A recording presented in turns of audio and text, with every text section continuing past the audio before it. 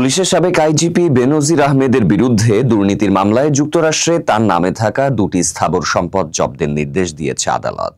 একই সঙ্গে যুক্তরাষ্ট্রের স্ট্যান্ডার্ড চার্টার্ড ব্যাংক ও মালয়েশিয়ার সিআইএমবি ইসলামিক ব্যাংকে থাকা তাঁর 4টি ব্যাংক হিসাব স্থগিত করা হয়েছে। সোমবার 14 জুলাই ঢাকার মেট্রোপলিটন সিনিয়র স্পেশাল জজ মোহাম্মদ জাকির হোসেন গালিব দুর্নীতি দমন কমিশনের এক আবেদনের পরিপ্রেক্ষিতে এই আদেশ দেন। আবেদনটি করেন দুদকের উপপরিচালক মোহাম্মদ হাফিজুল ইসলাম, যিনি মামলাটি তদন্ত কর্মকর্তা হিসেবেও দায়িত্ব পালন করছেন। আদালতে দাখিল করা আবেদনে বলা হয়েছে, সাবেক পুলিশ প্রধান বেনজির আহমেদের বিরুদ্ধে 9,44,64,751 টাকার অবৈধ সম্পদ অর্জনের অভিযোগে মামলা দায়ের হয়েছে। অভিযোগে বলা হয়, বেনজির আইজিপি থাকা অবস্থায় এসব সম্পদ অবৈধভাবে অর্জন করেন। বর্তমানে মামলাটি তদন্তাধীন রয়েছে। তদন্ত চলাকালীন তথ্য প্রমাণে উঠে এসেছে যে অভিযুক্ত ব্যক্তি তার নিজের এবং আত্মীয় স্বজনের নামে থাকা কিছু সম্পদ হস্তান্তরের চেষ্টা করছেন। ফলে মামলার বিচার শেষে রাষ্ট্রের অনুকূলে সম্পদ বাজেয়াপ্ত করার প্রক্রিয়া বিঘ্নিত হওয়ার আশঙ্কা দেখা দিয়েছে।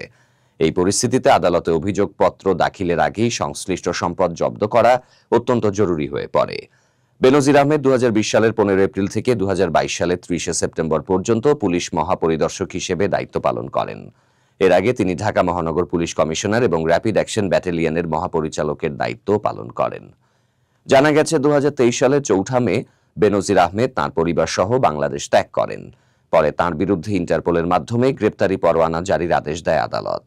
দুদকের পক্ষ থেকে জানানো হয়েছে, মামলার স্বার্থে সব ধরনের বিদেশি সম্পদের তথ্য সংগ্রহ এবং আইনি সহায়তা আদায়ের প্রক্রিয়াও চলছে।